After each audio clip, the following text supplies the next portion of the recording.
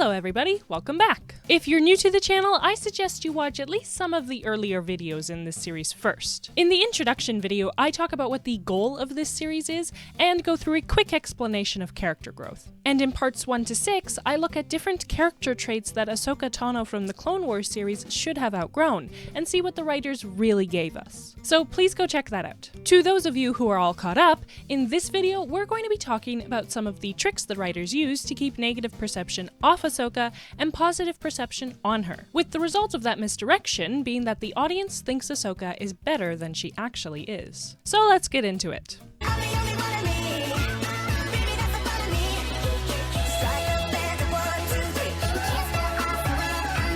Most of the previous videos in this case study series have been focusing on the behavior we actually see from Ahsoka, but let's talk a little bit about the narrative surrounding Ahsoka. In the last video, I talked about how Ahsoka suffers no consequences, which is essentially the writers just sweeping her bad behavior under the rug. In this video, we're going to go over 2 methods of distraction and show examples from the Clone Wars. Many examples. Let's start with blame shifting, when the writers distract the audience from a character's bad behavior by focusing negative attention on someone else's behavior instead. Ahsoka is rarely held accountable. Most often the responsibility, and thus the negative focus, is shifted to Anakin, but he's not the only one they used as a scapegoat. Season 1, Episode 2, Rising Malevolence. Before they meet with the Council, Anakin instructs Ahsoka to be mindful and speak only when spoken to. Ahsoka claims she always does, but then quickly goes on to interrupt and argue with the Council during the transmission. But the writers shift the blame for her misbehavior by having Obi-Wan comment, "She is learning from Anakin." Season 1, Episode 7, Duel of the Droids. After finally realizing that Goldie is actually working for Grievous, Ahsoka blatantly tries to dump responsibility for ignoring the problem by claiming, "I guess we were all fooled," when she was the only one who didn't complain about the obvious problems with Goldie, and she even reprimanded others for pointing out the issues. I think I'm lucky to be alive. Now you hurt his feelings. Season 1, Episode 19, Storm over Ryloth. When Ahsoka disregards multiple orders to retreat, Admiral Yularen turns to Anakin and asks, "Did you train her not to follow orders?" And when Anakin is later scolding her for her disobedience, she deflects. But sometimes you get carried away. Even after she admits to failing, the writers have Anakin excuse her by saying, "It was a trap, Snips. It wasn't your fault." Yeah, the trap wasn't her fault, but her disobedience, which led to massive losses, absolutely is her fault. Season 2, Episode 1, Holocron Heist. When Ahsoka is, again, disobeying multiple orders to retreat, Anakin asks Obi-Wan where she is, and Obi-Wan responds, "Following your teachings." Later, when Ahsoka is being reprimanded by the Council for her disobedience, she flatly denies responsibility for her actions, claiming, "I wasn't being disobedient, I just forgot." Then Anakin covers for her, saying the blame is on him, even though he was ordering her to retreat, and he ended up having to figuratively drag her away from the battlefield. Not to mention, he'd already tried to teach her previously to look at the big picture and obey orders. First rule of war: listen and obey your superiors. Season 2, Episode 2, Cargo of Doom. Ahsoka ignores Anakin's orders to wait and his warning that Bane is leading them into a trap. Ahsoka, wait! It's a trap! Ahsoka, wait! We'll take him together! Instead, she arrogantly continues chasing and then attacks Bane, which leads to the loss of the holocron and Bane. When the ship is falling apart due to an explosion, Yularen tells Anakin that he must retreat, and Anakin takes fault for Ahsoka's rash behavior. I seem to have misplaced my Padawan. And the writers have Yularen heap it on him further, complaining shortly after, "Of all the Jedi, why did I have to end up with Skywalker?" At the end of the episode, Anakin once again takes all responsibility off Ahsoka by reassuring her, It wasn't your fault, Ahsoka. It was mine. Start to finish. Season 2, Episode 8, Brain Invaders. Anakin expresses concern that Ahsoka and Barriss haven't checked in yet, because he trusts that Ahsoka would have unless they were in trouble. In response, Obi-Wan derides him. Have faith in your Padawan. She would have checked in. Like you always do? Season 2, Episode 22, Lethal Trackdown. Plo Koon brings Ahsoka undercover in the lower levels, trying to quietly get information on Aurra Sing. The dialogue implies that Ahsoka has made a scene and revealed them as Jedi not just once or twice, but at 5 previous stops, being a direct hindrance to their mission. She then goes on to do it again. But the writers have Plo Koon blame Anakin, saying, You have adopted many of your master's ways, including a lack of subtlety. despite us seeing on several occasions that Anakin is capable of subtlety and acting undercover. Excuse my slave. Friend, she is freshly caught. Hukum's here really has her heart set on another R2. She lost the last one. And did Bruno speak of my intense hatred of him? He needed not speak of it, Your Majesty. In fact, Bruno Denturi will not be speaking. Ever again. Season 3, Episode 4, Sphere of Influence. After learning that 2 Pantorans have been kidnapped, Anakin says the Jedi cannot officially investigate the matter. But Ahsoka suggests that if she acts on her own, then it's not official. And Anakin agrees that she should go ahead without approval from the Jedi. This attitude of flying under the radar is painted as bad on Anakin, but not Ahsoka, even though it was her idea. Should you really proceed without the Council's approval? We do it all the time, don't we, Snips? Yep. I still can't believe they let you teach. Season 3, Episode 6, The Academy. At the end of the episode, Anakin addresses the fact that her actions put untrained children at risk, and she shrugs it off with a smile, saying, Nothing you wouldn't have done. Season 3, Episode 10, Heroes on Both Sides. When Anakin scolds Ahsoka for her risky and illegal behavior, she immediately deflects back at him. You would do the same. You do the same all the time. Season 3, Mortis Arc. Ahsoka's future self tells her, There is a wildness to you, young one. Seeds of the dark side planted by your master. Despite that, we see Ahsoka has not changed from when she made her debut. So any seeds were at most nurtured by Anakin, not planted. And any attempts Anakin has made to direct her away from her wildness have been rejected by Ahsoka. Season 3 Citadel Arc. When Anakin reprimands Ahsoka for disobeying his orders to stay behind, she blames it on his teaching, and Obi-Wan backs her up. If there's one thing I've learned from you, Master, it's that following direct orders isn't always the best way to solve a problem. I see Anakin's new teaching method is to do as I say, not as I do. Season 3 Padawan Lost Arc. Ahsoka fights with a Trandoshan and it results in his death.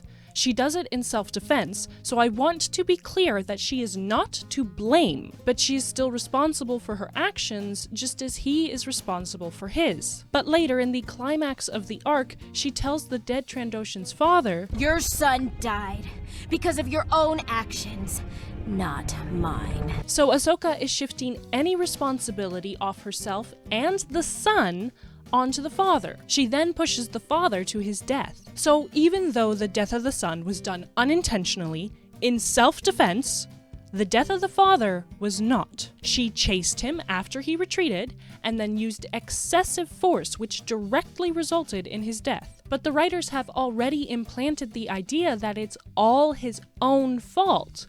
So Ahsoka is left without blame. Season 4, Episode 14, A Friend in Need. First, the writers have Lux apologize, as if Ahsoka's thoughtless actions are his fault. I'm sorry if I've caused you any trouble. And then Ahsoka blames him for getting them into danger. What have you gotten us into? Even though she shoved herself in uninvited. Lux never wanted her to get involved. She wasn't meant to be here. Throughout the episode, the narrative ignores Ahsoka's behavior, but Lux's bad choices are called out, effectively framing him as solely responsible for the whole debacle. Season 5, Onderon Arc. When Ahsoka tells Obi-Wan and Anakin that the Republic has been exposed, she takes no responsibility.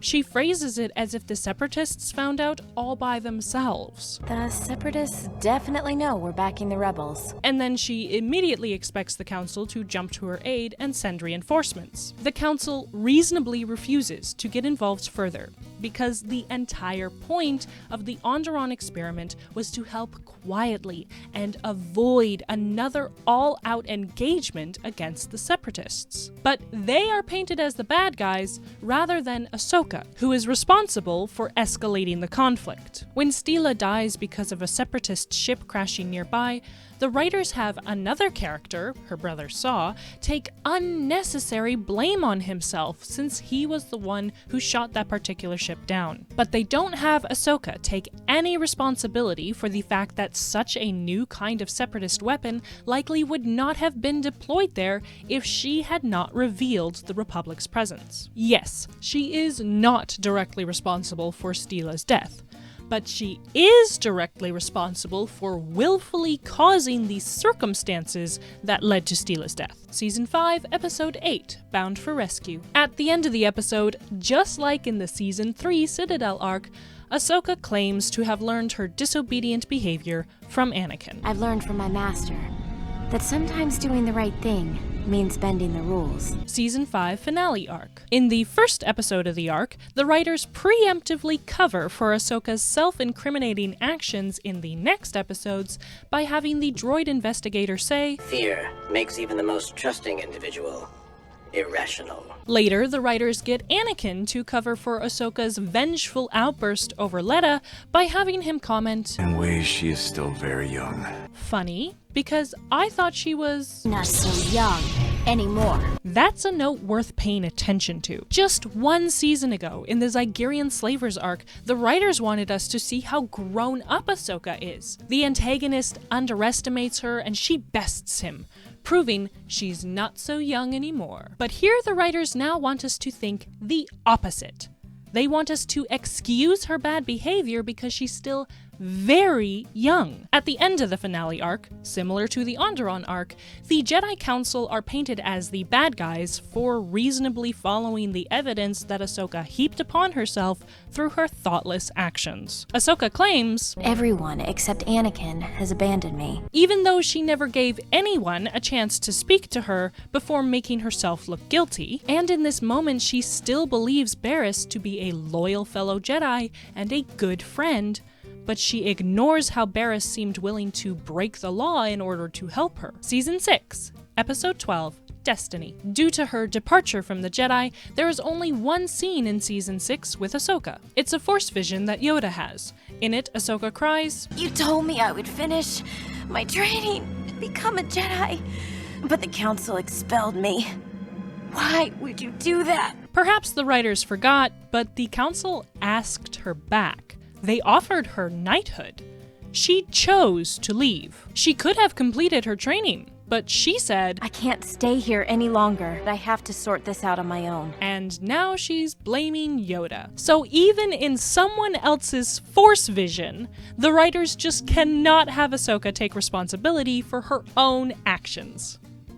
Wow. Season 7, Martez Sister Arc. After Ahsoka interferes with the sisters' job to the point that they end up imprisoned by Pikes, the writers cover over her massive screw-up by having Trace shrug, "Between the three of us, there's plenty of blame to go around," ignoring the fact that Rafa and Trace would have followed the plan unhindered and been safely on their way home with money in their pockets if Ahsoka hadn't been there. Later in the arc, the writers have Rafa blame Trace and Ahsoka blame Rafa. Still later, Rafa does blame Ahsoka, but she denies responsibility, and then Trace conveniently derails the accusation by nonsensically crying, "Wait, so you're blaming me for this?" And then Ahsoka dumps the blame on Rafa again. Finally, Ahsoka reiterates Trace's comment that they are all to blame, which is still diminishing her role in the problem, and that's where it ends. Season 7, Mandalore Arc. Ahsoka looses Maul onto the clones, explicitly ordering him to cause chaos, knowing his methods will be violent. Then later, she tells Rex that the other clones may be willing to die, but I am not the one who is going to kill them. Effectively shifting the blame for the slaughter of the clones entirely to Maul, even though without her, he would still be restrained. or dead. There are two things I want to note here. First, fans will die on the hill claiming that Ahsoka learned all her bad behavior from Anakin, and clearly that's what the writers want you to think. But if you know anything about the Clone Wars movie, Ahsoka's debut, you will know that her behavior is already set before she even meets Anakin, so it cannot be blamed on him. The second note I want to make is perhaps the most important. Just because Anakin or others behave badly, that is not a justification for Ahsoka to also behave badly. We are not trying to excuse Anakin's bad behavior.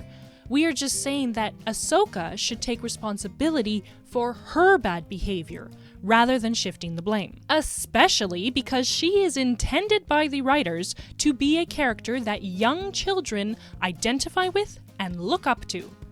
And as she is, she's a horrible role model. And if you don't believe that she's officially marketed as a role model for kids, let me just read a couple quick snippets out of this article from StarWars.com, entitled Teaching with Star Wars: Ahsoka's Argument with Obi-Wan. Summary: Ahsoka's conflict with Obi-Wan can serve as a lesson in disagreement and debate. It goes on to give a complete misrepresentation of the dialogue between Ahsoka and Obi-Wan in Season 7, Episode 9, Old Friends Not Forgotten. It claims that Ahsoka is able to articulate her point of view with respect, sincerity, and maturity. So that's it? You're going to abandon Bo-Katan and her people? And that she confronts others with grace and listens. Ahsoka, surely you understand this is a pivotal moment in the Clone Wars. The heart of the Republic is under attack.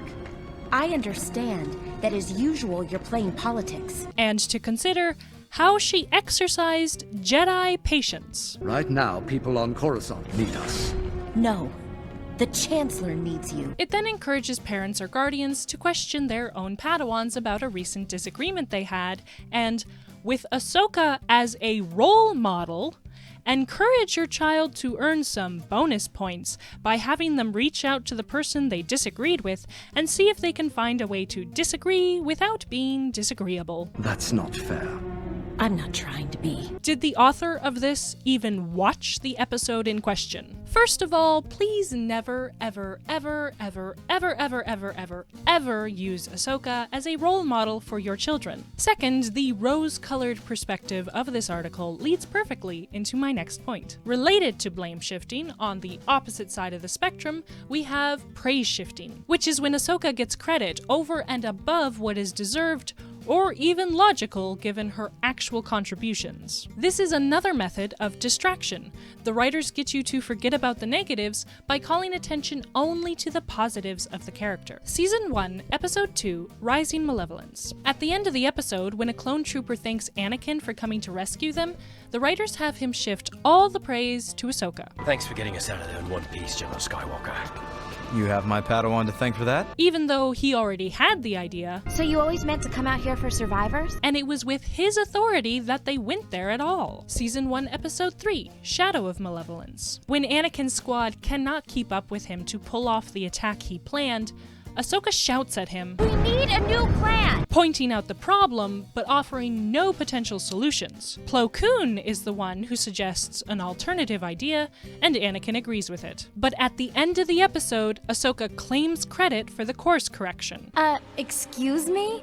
I believe it was my suggestion to change the plan? And rather than correct her or call out her egotistical behavior, Anakin and Plo Koon chuckle and say it's true, from a certain point of view. Season 1, Episode 13, Jedi Crash. At the end of the episode, Ahsoka credits herself for saving Anakin by claiming that they wouldn't have found the village in time if she had stayed behind like she originally intended. If I'd stayed with Anakin, we probably wouldn't have found this village in time to save him. First of all, Ayla's intended lesson for Ahsoka was about teamwork. And second, it was actually thanks to Ayla's calm deductive skills that they found the village. Ahsoka was too busy losing her head. It's a death trap! Season 1, Episode 19, Storm over Ryloth. When Anakin is explaining his plan to salvage a win from the disaster Ahsoka caused, he credits her with his idea. Actually, I got the idea from you. Because she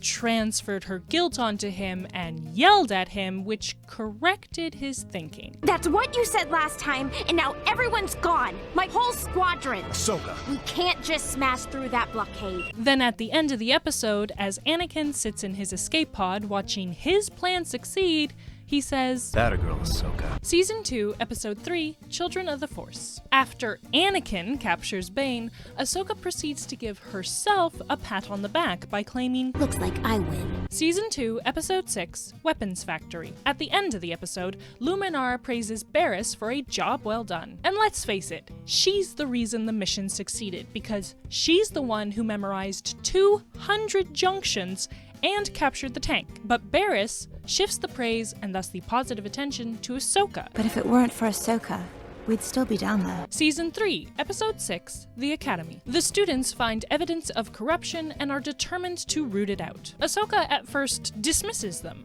and then later puts them all in greater danger by using them as pawns in a half-baked plan she won't even tell them about. We found evidence of corruption. What do you mean? Someone just let you in to inspect the warehouse? No, we broke in. So you committed a crime? Then we saw a meeting and off-worlders and... And they chased us! Maybe they chased you because you broke into a government warehouse. It was a black market deal. I know it. We must do something. Do you have proof? We made a holo recording. The Prime Minister is meeting us tonight to... Are you sure that's a good idea? Have you found my aunt? Not exactly. We'll just modify the plan a bit. How are you going to do that? Don't worry. You'll know when to act when I give the signal. What's the signal? You'll know it when you see it. Of course, the writers frame her as a hero. At the end of the episode, Satine thanks Ahsoka while ignoring the contributions of the students, including her own nephew, who approached her before Ahsoka even knew anything was going on. And the writers open the next episode, Assassin, with the Jedi Council praising Ahsoka's strength and courage on Mandalore. Season 3 Citadel arc. After Ahsoka admits to Master Peel that she lied just so she could tag along on the mission, he brushes that aside and labels her the most important part of it. I lied just so I could be a part of the mission.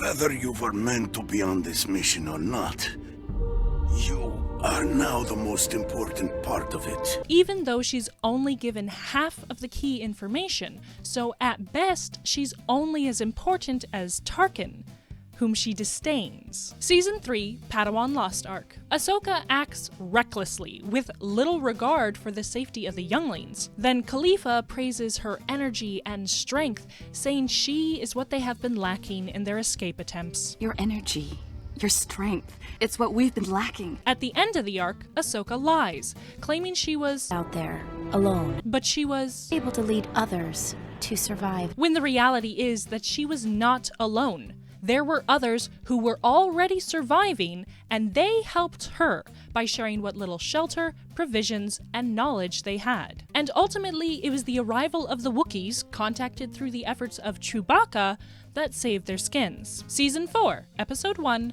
Water War. At the end of the episode, the writers have Princely Char specifically thank Ahsoka, even though she didn't show up until halfway through the episode. And once she was present, she did no more to help than anyone else. At one point, she actually just stood there doing nothing while the prince was in danger.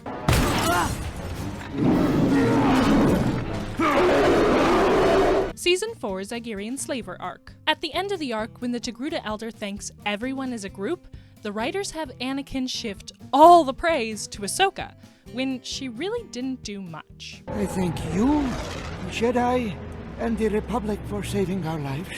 Ahsoka is the real hero. So Obi-Wan got beaten severely, both physically and mentally. Anakin was forced to relive his childhood trauma, and he found out where the Togrutas were being held captive, and he called in the reinforcements needed to rescue everyone. And all Ahsoka did was reluctantly dress up, fumble their advantage against the Queen, hang out above the city, and then suggest they park the ship under the mining facility. But the writers have Anakin call her the real hero.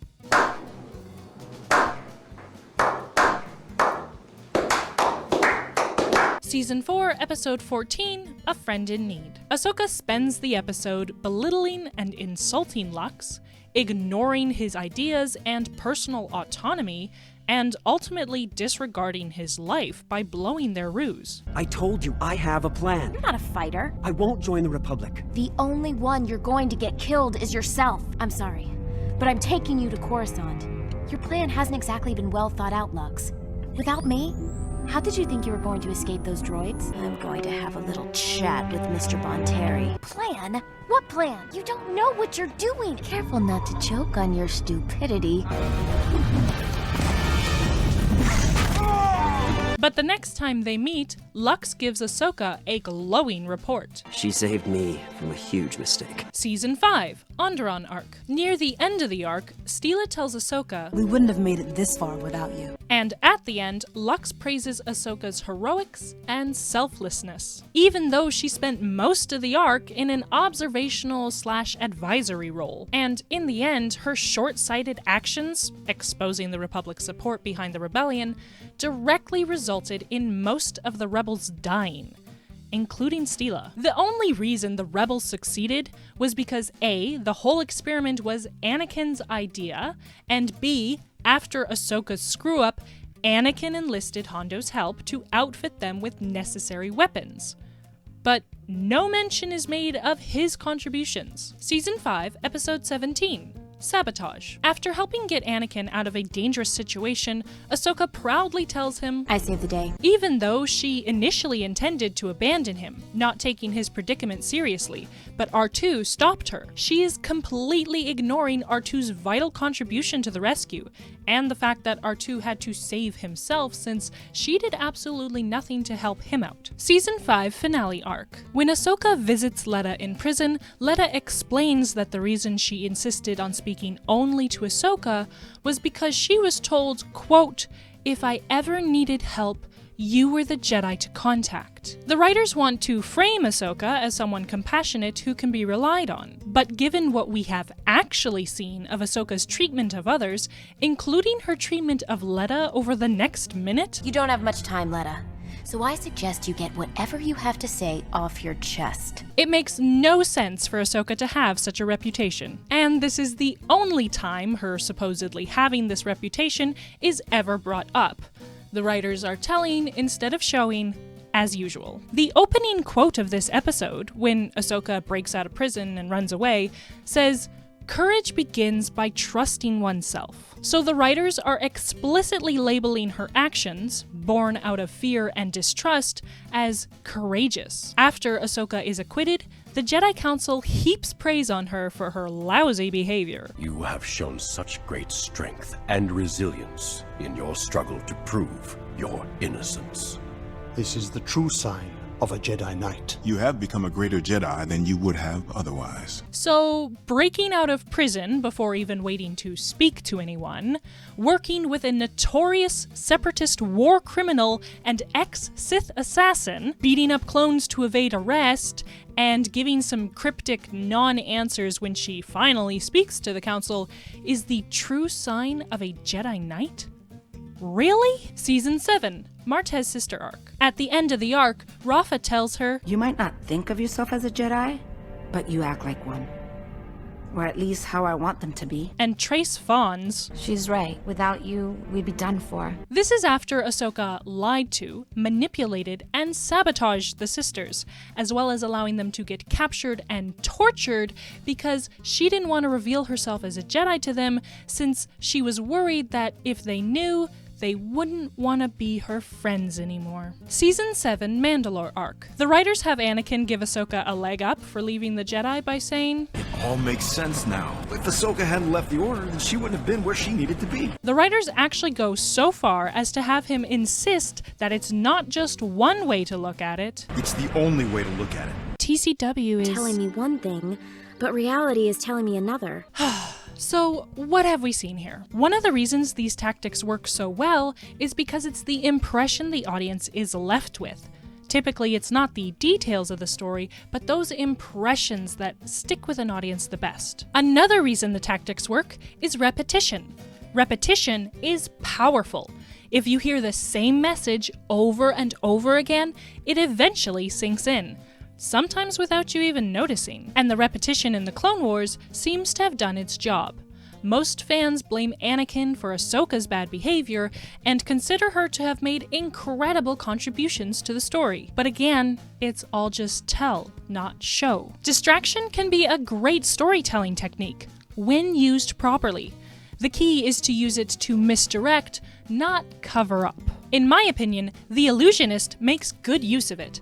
The writers guide focus to a particular character so that the audience doesn't notice what's really going on. But on a second viewing, now that you know it's a trick, you can see the subtleties you missed the first time around and appreciate the hidden details. Unfortunately, the writers of the Clone Wars are misusing distraction. They are not simply misdirecting the audience to bolster the impact of a narrative twist, they are trying to cover up Ahsoka's stagnant character journey, hoping to cut corners on writing quality so they can have quantity. The problem is that distraction doesn't work indefinitely.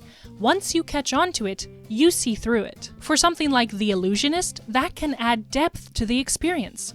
For something like The Clone Wars, it's just disappointing. But speaking of cutting corners, in my next video, I'll go over one more trick the writers used to twist the audience's perception of Ahsoka, and then we'll be concluding this case study. So don't forget to subscribe, and if you liked this video, please leave it a thumbs up, and let me know in the comments your favorite examples of stories that use distraction well. Also, we have a Patreon, so if you want to help support our content creation, be sure to check that out. See you around! Hello everybody, I'm the Nostalgia Critic. I remembered so you don't have to. He's become disappointing as of late.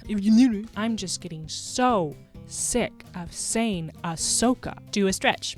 Stretch now. It's healthy. It's good. You should do it. Words. Hate words. I wrote 42,183 words. Horrible. This is the end of the world. Gotta stretch. Are you stretching? And in the end, her short-sighted actions exposing the Republic. Silencio Bruno! Silencio Bruno! Bye!